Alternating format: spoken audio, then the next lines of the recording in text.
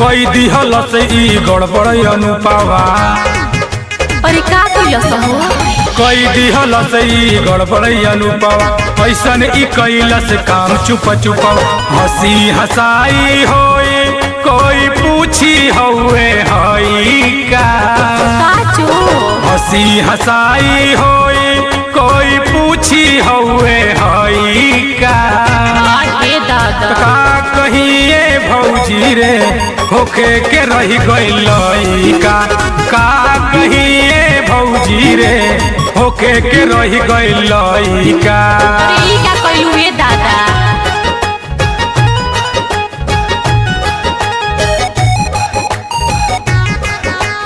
Music by जखमी जितेंद्र।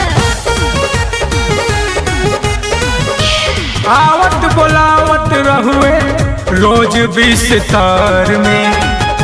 टोला महाला हाला होई घर घर में। कमय वैसन कइले बारू। आवत बोलावत रहुए रोज बिस्तर में। काहे के टोला महाला हाला होई घरे घर में। तो बरजत रहुई हम सिस्टम लावत रहुए नहीं का। बरजत रहुई हम सिस्टम लाइत हुए नहीं का।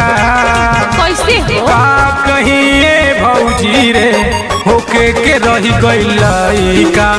का कहिए भौजी रे होके के रही गइल का।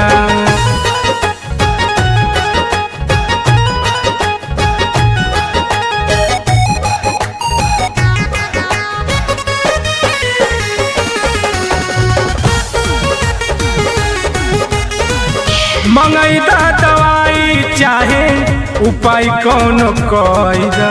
हम का भैया से कह के दी दोंगा के धराई दा।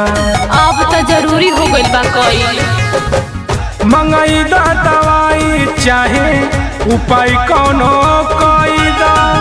कमल राज से कह के दी दोंगा के धराई दा। भीतर भीतर जीव डहक तरुए महक तरुए खई का।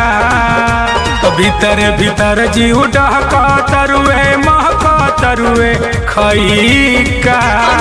कइले बारू। का कहिए भौजी रे होके के रही गइल का। का कहिए भौजी रे होके के रही गइल का। मैं इज्जत ले ली हूँ।